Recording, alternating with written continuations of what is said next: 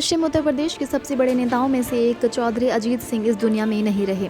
आज सुबह उनकी दिल्ली में कोरोना वायरस की वजह से मौत हो गई। आपको बता दें कि गुरुग्राम के मेदांता अस्पताल में उनकी मौत हुई। पश्चिमी यूपी के किसानों में उनका काफ़ी दबदबा रहा, इसलिए वो अपने पॉलिटिकल करियर में 7 बार लोकसभा चुनाव भी जीते।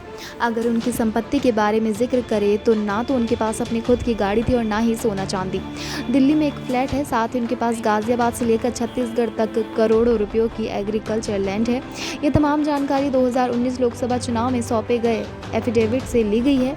आइए आपको बताते हैं कि आखिरकार चौधरी अजीत सिंह अपने पीछे कितनी दौलत छोड़ आए हैं। 2019 में चुनाव आयोग को दिए गए एफिडेविट के अनुसार उनके पास 47,349 रुपए कैश था। वहीं उन्होंने बैंकों और दूसरे फाइनेंशियल इंस्टीट्यूशन में 12,399 रुपए जमा कराए हुए थे। बॉन्ड, डिबेंचर्स और शेयर्स में उन्होंने 97,25,573 रुपए का निवेश किया था। साथ ही 42,15,615 रुपए पर्सनल लोन भी था। यानी कि उनके पास 1,51,88,936 रुपए चल संपत्ति के रूप में थे। ना तो उनके पास खुद की गाड़ी थी और ना ही उनके पास सोने और चांदी के जेवर थे। उनके नाम पर कोई LIC पॉलिसी भी नहीं थी, ना ही उन्होंने किसी सरकारी योजना में निवेश किया हुआ था।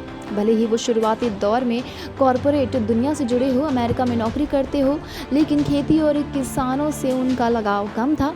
उनके अपने गांव छपरौली और पश्चिमी उत्तर प्रदेश के गाजियाबाद, मुजफ्फरनगर, टप्पल, अमरोहा, ग्वालियर और छत्तीसगढ़ में कई एकड़ में एग्रीकल्चर लैंड है। वास्तव में अजीत सिंह की असल संपत्ति भी यही है, जिसकी कीमत करीब 9 करोड़ है, जिसकी कीमत समय और काल के हिसाब से घट और बढ़ सकती है। 2019 के एफिडेविट में इन ज़मीनों की कीमत 9 करोड़ पे ही बताई गई है। वहीं चौधरी अजीत सिंह के नाम पर दिल्ली के भिकाजी कामा प्लेस के पास एक फ्लैट भी है। चुनाव आयोग को दिए गए एफिडेविट के अनुसार इसकी कीमत लगभग 6 करोड़ रुपए बताई गई है। इसके अलावा उनके पास कोई संपत्ति नहीं है।